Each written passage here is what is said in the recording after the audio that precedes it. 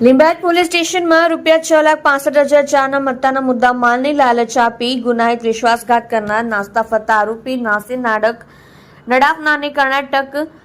બેંગલુરુ ખાતેથી પકડી પાડતી સુરત શહેર લીંબાયત પોલીસ કમિશનર સાહેબ શ્રી ઝોન 2 તેમજ પોલીસ કમિશનર સાહેબ શ્રી ડી ડિવિઝન સુરત શહેરનાઓની તેમજ પોલીસ ઇન્સ્પેક્ટર એસબી પટેલિયા સાહેબનાઓની સીધી દેખરેખ તથા સૂચના મુજબ તથા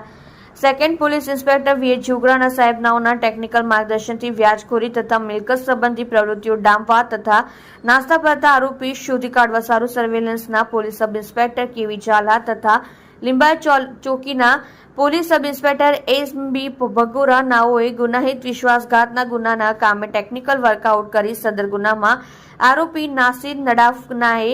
ફરિયાદને લાલચે આપી તેની પાસેથી રોકડા રૂપિયા તથા મશીનરી સામાન વેચી ₹6,65,000 ગુનાહિત વિશ્વાસઘાત કરી નાસી જનાર આરોપીને પકડવા સ્પેશિયલ ટીમ બનાવી અત્રેના પોલીસ સ્ટેશનના એએસઆઈ હસમુખભાઈ વાલજીભાઈ એચસી જિગ્નેશભાઈ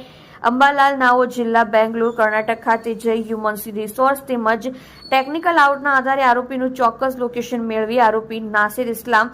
નાડાફ ઉંમર વર્ષ 40 ધંધો સિલાઈ કામ રહેઠાણ મોદી મસ્જિદની સામેની ગલી 3 રોડ સર્કલ બેંગલુરુ કર્ણાટકને પકડી લાવી અત્રે રજૂ કરતા આરોપી વિરુદ્ધ કાયદેસરની કાર્યવાહી કરેલ છે।